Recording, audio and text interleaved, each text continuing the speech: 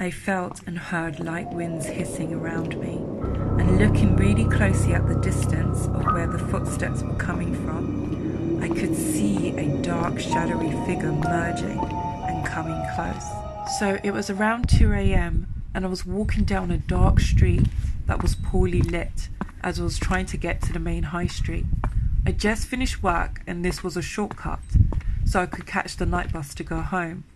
I noticed that I was the only one walking down this street, which in my mind I thought, that's okay, I've done this plenty of times.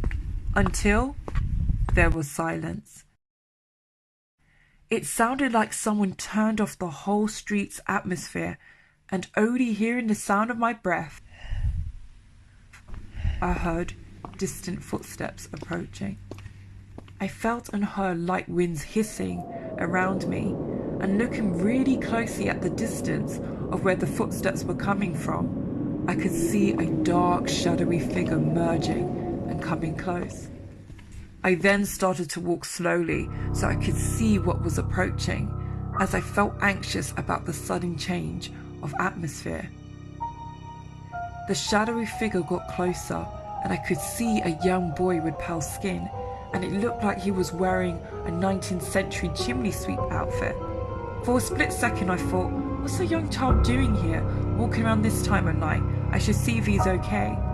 But the closer he came towards me, I noticed this was not an ordinary child, let alone a human being, as he also started to look transparent, and the hairs at the back of my neck started to stand up.